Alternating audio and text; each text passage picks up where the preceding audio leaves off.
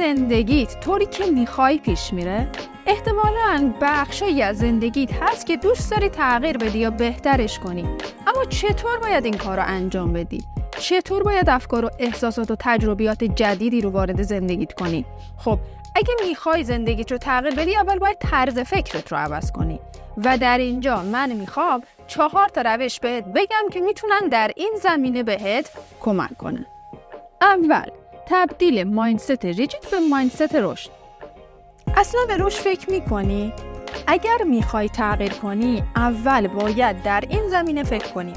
مغز ما مثل یک کامپیوتره که برنامه‌هایی رو اجرا میکنه، ولی برای این کار نیاز به یه سری دیتاها و فرمانها داره. اگر مایندست ریجیدی داشته باشی، خودت رو محدود میکنی.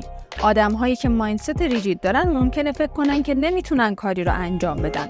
ممکنه احساس کنن که به اندازه کافی خوب نیستن و کارا براشون خیلی سخته. این افراد معمولا فکر میکنن که نمیتونن تو زندگی پیشرفت کنن. اگر باور داشته باشی که فقط تا یه جای خاصی میتونی بری، پس داری فرصت‌های پیش روت رو نابود میکنی. ولی آدم‌هایی که مایندست رشد دارن داستان متفاوتی به خودشون میگن. پس اولین قدم اینه که مایندست رشد رو در خودت ایجاد کنی. داشتن این مایندست رشد یعنی بدونی که با تلاش، آموزش و تجربیات جدید میتونی چیزهای جدیدی یاد بگیری. ممکنه الان نتونی کاری رو انجام بدی، اما میتونی بهش کلمه هنوز رو اضافه کنی.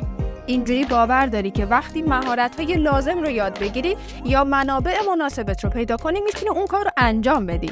افرادی که مایندست رشد دارن معمولاً ادامه میدن، سوال میپرسن و به سمت هدفشون پیش میرن. ادیسون گفته بزرگترین ضعف ما در تسلیم شدنه و مطمئن‌ترین راه برای موفقیت اینه که یه بار دیگه امتحان کنی. با تغییر از مایندست ریجید به مایندست رشد، کم کم متوجه میشی که چالشایی که قبلا غیر قابل حل به نظر میرسیدن از زاویه متفاوت قابل بررسی هستن. ممکنه راه حل هایی برای مسائلی پیدا کنی که قبلا احساس میکردی توشون گیر کردی.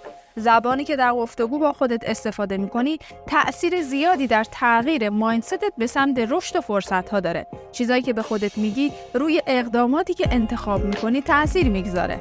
افکار محدود کنندت رو دوباره تعریف کن تا به یک مایندست رشد و آینده نگر تبدیل بشن. دوم، تغییر از مایندست قربانی بودن به مایندست مالک بودن. اگر در زندگی به این شکل پیش بری که اجازه بدی همه چیز بهت تحمیل بشه و نتونی کاری برای تغییرش بکنی، ممکنه احساس قربانی بودن بکنی. احساس گیر کردن و ناتوانی در تغییر اوضاع میتونه باعث استرس و فشار بشه. ممکن است خودت بپرسی چرا زندگی بقیه انقدر آسونه در حالی که زندگی تو انقدر سخته؟ افرادی که با ذهنیت قربانی فکر میکنن ممکنه دیگران رو برای وضعیت زندگیشون مقصر بدونن به جای اینکه مسئولیتش رو خودشون به عهده بگیرن. این نوع فکر کردن میتونه بدبختی رو جذب کنه و اوضاع رو حتی سخت‌تر کنه. ممکنه حتی متوجه نشی که اینطوری داری فکر میکنی، چون به طور خودکار به این روش عادت کردی. اینکه از دوران کودکی به این شکل فکر میکردی تقصیر تو نیست، اما وقتی بهش پی بردی میتونی قدم‌هایی رو برای تغییرش برداری. پذیرش اونچه که برات پیش میاد قدرت رو به دست خودت برمیگردونه. تو نمیتونی نیروهای بیرونی رو کنترل کنی، اما میتونی کنترل کنی که چطور به اونها پاسخ بدی. با ایجاد یک ذهنیت مالکیت، به جای اینکه از خودت بپرسی چرا من یا کی نوبت شانس من میرسه، میتونی از خودت بپرسی چی میخوام یا چطور میتونم زندگی بهتری بسازم. افراد با ذهنیت مالکیت تمرکزشون رو روی چیزهایی که میخوان میذارن، نه روی چیزهایی که نمیخوان. اونا میدونن که مسئول رسیدن به اهدافشون هستن و وقتی با موانع روبرو میشن دیگران رو مقصر نمیدونن. استیو چاندلر، نویسنده کتاب خودتون رو دوباره بسازید، یکی از تفاوت‌هایی که در این دو ذهنیت مشاهده کرده رو اینطور توضیح میده: مالک‌ها زندگی رو طراحی میکنن، در حالی که قربانی‌ها در تلاش برای زنده موندن هستن. سوم، تغییر از مایندست کمالگرایی به مایندست جلو رفتن. استیفن هاکینگ، دانشمند معروف، گفته چیزی به اسم کمال وجود نداره و این یکی از اصول پایه‌ای جهانه. کمال یک هدف غیر قابل دسترسیه که میتونه فشارهای غیر ضروری، احساس سرخوردگی، خستگی، افسردگی و اضطراب رو به همراه داشته باشه. این انتظارات غیر واقعی میتونن اعتماد به نفس رو تضعیف کنن و مانع پیشرفت بشن. میتونی با قانون 10-20-70 با کمالگرایی مقابله کنی. یعنی 70% از کار تو متوسط خواهد بود، 20%ش بد خواهد بود و فقط 10%ش فوق‌العاده است. اگه از شکست اجتناب کنی، از موفقیت هم اجتناب میکنی. تمرکز روی کمال میتونه باعث بشه که از ترس اینکه به اندازه کافی خوب نیستی دست از تلاش و پیشرفت بکشی.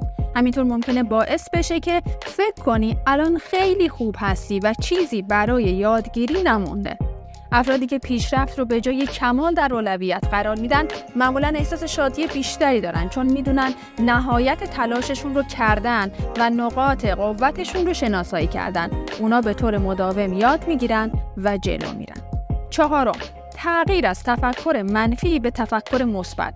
تفکر منفی مثل یه سیاه‌چاله است که باعث میشه توی یک دور باطل گیر کنی. این نوع تفکر قدرت حل مسئله رو محدود میکنه، فرصت‌ها رو کاهش میده و دستیابی به اهداف رو سخت میکنه. تغییر افکار منفی به افکار مثبت میتونه نگرش و اقدامات تو رو تغییر بده. تفکر مثبت ذهن تو رو به امکانات باز میکنه و بهت قدرت تاب‌آوری میده تا با نگرش سازنده به چالش‌ها نزدیک بشی.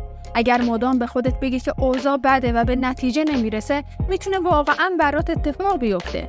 در کتاب مغز بودا، دکتر ریک هانسون توضیح میده که مغز انسان تمایل به منفی نگری داره. این مکانیسم بقا باعث میشه که به طور مداوم محیط اطراف رو برای تهدیدات زیر نظر داشته باشیم، در حالی که این ویژگی در موقعیت‌های خطرناک مفیده و میتونه در اکثر مواقع اثر معکوس داشته باشه. افکار منفی معمولاً میتونن با نگرش‌های مثبت‌تر تغییر داده بشن. تفکر مثبت به معنی این نیست که همه چیز به طور کامل پیش میره، اما میتونه به پایداری و تفکر راه حل محور کمک کنه. نگرش مثبت میتونه فرصت‌های بیشتری رو برات جذب کنه. برای ایجاد تغییر باید کار متفاوتی انجام بدی. افکار احساسات رو ایجاد میکنن و احساسات اقدامات رو شکل میدن.